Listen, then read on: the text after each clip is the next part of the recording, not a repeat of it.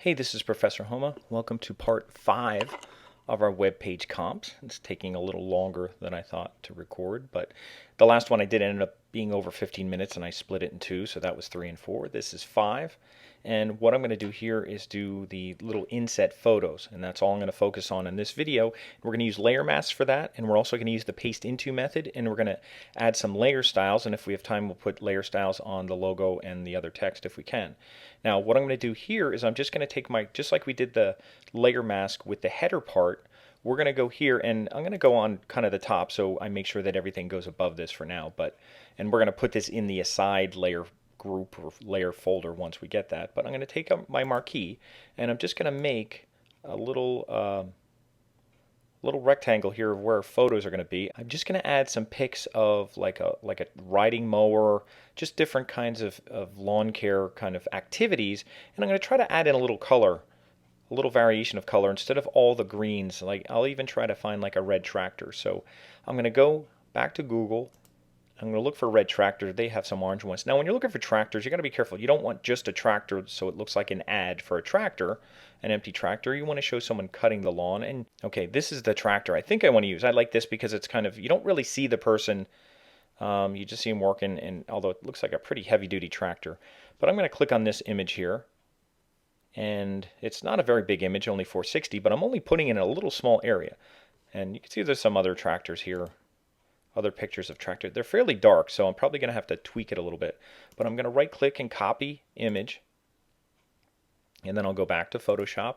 And while that marquee is active, just the same way we made a layer mask last time, I'm going to do an edit paste special, paste into, and it pastes it in there. And I'll take my selection tool and I'm going to scale it. Now when you make a layer mask like this, you don't want to scale past the area that's there. The whole idea of the mask is to create like a little window for it. So I don't want to go past it like that. I just want to get right to the edge and be able to crop a little bit. Now you may be close to the cropping area, but actually I want to show a little more of the tractor, so I'm going to make it a little larger here. And I will put a border on it so it looks nicer, but that looks okay from what I'm looking at. So I'm going to hit return. And then, notice once again here I have my layer mask and I have my image. And I'm only viewing the image through the layer mask. So I'm going to click on the layer mask and I'm going to do a image adjustment just because there's a lot of dark shadows in there. It's very high contrast. And I'm going to go, the first thing I like to do with high contrast images is go to image adjustments and go to shadows highlights and just lighten up the shadows a little bit. So if I go over here and I turn off preview, you can see already just by the first setting at 35 it lightens up those shadows pretty nice, and that's probably pretty good. I usually like to take it somewhere in between, but for that image that works fine. So 35 on the shadows lightens it up a little, and that's probably pretty good. If you wanted to lighten up the image any more, you could go to image mode adjustments, check out levels. Now when I go to levels, I could see here I have a little flat line at the end, so that usually means I can lighten it up a little bit more. When it's not a complete flat line, there's kind of a spike there, which is for that highlight. But I might lighten this up just a little bit more and lighten the midtones just a little. Not much. I still want a darker picture here, but you could tweak that a little bit. But shadows and maybe a little bit of levels, rarely mess with the darks over here, because what you do is, if I move that over, I'd end up putting those shadows back in. So I don't want that. I just want to lighten up probably the midtones a little bit. The highlights aren't bad. Probably just a little midtone lightening. And that's all I need. Just little photos here. And you may want to sharpen these also when you're done, you may want to sharpen these up. I could even do that now. I'm going to go to Filter, Sharpen, Unsharp Mask, and turn on my preview. Just a slight bit of sharpening, usually 50, 1.2, and 0 for sharpening. Just a little bit, especially since it's a small thumbnail image. Sharpening will give it a little crispness. So I'll hit OK. So 3 things there. The shadows, highlights, a little bit of levels, and a little bit of sharpening. And what I'm going to do is put layer styles on here by going Layer, Layer Style. And I'm going to put on a stroke and a drop shadow. So I'm going to put on a stroke first. And I'll move this out of the way again. And it puts a black stroke by default. When I use stroke, I like to use the position inside because it doesn't round off the corners. It keeps sharp corners. For some reason, outside rounds off the corners a little bit. And maybe pixels, probably like 4 or 5 is probably fine. I don't want a whole lot, probably just 4. 4 pixels would be fine. And I'm going to change the color to white to make like that almost, Polaroid snapshot kind of look. And just to give it a little bit of depth, while I'm in here, I'm going to put on a drop shadow, and you can adjust this thing around. I'm going to turn off global light, and it should go down to the right. I always like my drop shadows down to the right. And in here, the two things that I usually adjust with drop shadows, I'll move this a little bit closer. Two things I usually adjust is distance and size. And right now they're at 5 and 5, and you don't need much. For one thing, it's low resolution, so you don't need to go real high. I mean, distance would move that thing away, which there's no reason to do that. I just want a little bit of depth, but not much, so nothing that's too distracting. So 5, and then the size is the amount of blur. That's kind of a confusing term, but size is the blur. And spread will actually make it it will kind of fill it in more, make it a little bit more darker. And sometimes that's helpful to adjust the spread when you have type, but not really for this. So I would probably not mess with spread for these kind of drop shadows, and just keep it at 5 and 5 is probably pretty good, or 6 and 6, something like that. And even if it looks a little dark, take it down to maybe like 50 or so. Again, you don't want the drop shadows really, really noticeable. And that's it. So there's my effects. Now, I find that confusing that they're layer styles, but then they call them effects. And I have my stroke, which I could turn off and on, and my drop shadow, which I could turn off and on. And you could double click these to change any of those. But once you're happy with these, what we'll be able to do is copy these to other images. And let me show you this. And one other thing I want to make sure I point out is that if you click in between here, you lock these things together so that you can move these together. The mask, unless you're going to resize it, the mask and the picture can move together. And now here's something also that I want to show you that's helpful, because it's more work to fix it after the fact. But if you want to make other photos that are the same size, that use the same size mask, what you want to do is hold down your Command key. So hold down Command and click on the mask, and you can see there's a little icon showing a marquee when you do that, and it makes that selection. Now that's a marquee, and what you can do is take your marquee tool. Don't take the arrow, take the marquee tool, and just move your marquee down here. And remember, marquees work through layers that, you could use them anywhere you want. And what I'm going to do is just to do another paste into. So I'll go find another image and paste into. So I'll pause here, find an image, and do the paste into. Okay, I found an edging picture here, so I'm going to right click and copy it. And I'm going to go back to Photoshop. And in that marquee that's active, I'm going to do Edit, Paste Special, Paste Into. And I'm going to take my arrow, and you can see it's a fairly big image, so I'm going to have to scale it down towards the area of where, and I want to stop. I'm going to keep going from all ends, all corners, and then I'll zoom in here. And I want to go from all corners so that I don't cover up my mask area and making it actually smaller.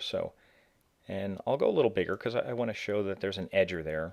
That's all I really want to show, and I can move it up a little bit. And again, I don't want to go by that area. Sometimes it's a little tricky. And I'll hit return.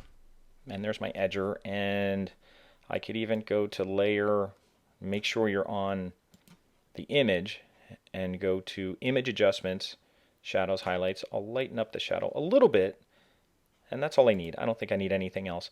And now when I want to put the stroke and drop shadow on, and I can even link these so they work together, but I can right click on effects and do copy effects or copy layer style. It uses these terms back and forth, which I think is very confusing, but you copy layer style, which is all the effects, and then you go to layer 3, and you can anywhere on here to the right of here, just right click and do paste layer style.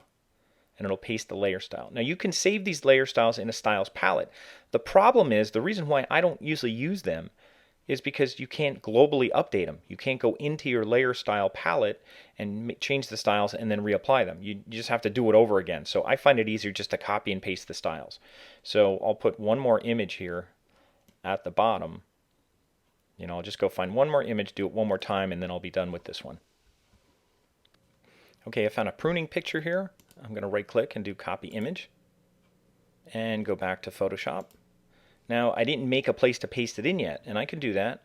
I can just command click and go on either one of these and make that selection active, and then move it with my marquee tool. I'll move it down here, and I'll do Edit, Paste Special, Paste Into, and there it is. Now when I click with my selection tool, I'm going to scale it into the area that I want to, that image, and it looks pretty good. So I'll just hit return, and then I'll lock these layers together, link them together so they move together, and then I'll right click and do paste layer style. It should keep the same layer style, and there they are. Now to align these, you could rotate these and give them a little kind of jumbled look, or you can align them. Now one thing you could do, people are asking about, there are align tools. If I highlight these three layers and shift click, and if I want to align them, they have align tools up here just like in Illustrator where I could align them together. The only problem is it aligns them based on the photo, not on the mask. So it's incorporating that. So what could you do? Well, you could do it by eye and just kind of put guides and align it up yourself. Or you can actually go and right click and apply these masks. Now that would make the mask permanent. You couldn't move around the picture in there anymore. But if you wanted to, what I can do is I could right click on the mask and say apply layer mask. And that wipes out the mask. And I should make sure which one that is. That is the pruning pick. So I should make sure I know which ones these are, because they'll be confusing. Pruning pick. And then I could go to this one, which is the edger, and I'll right click there and say apply mask. Now apply means it's going to crop it and take away the mask.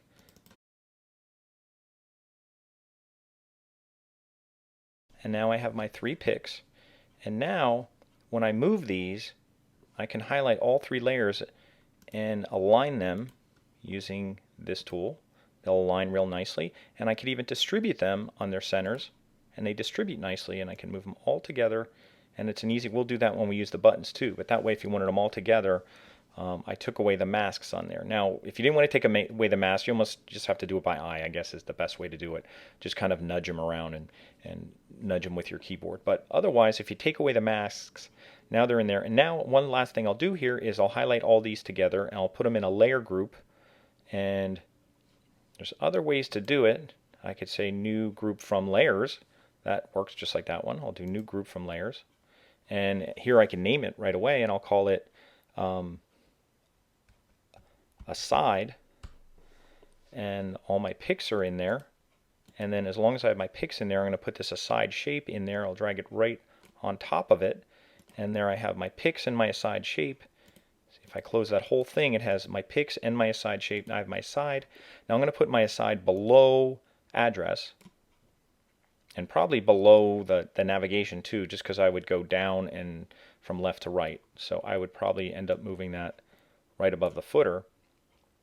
But all I have now is just my buttons and my main content area to do.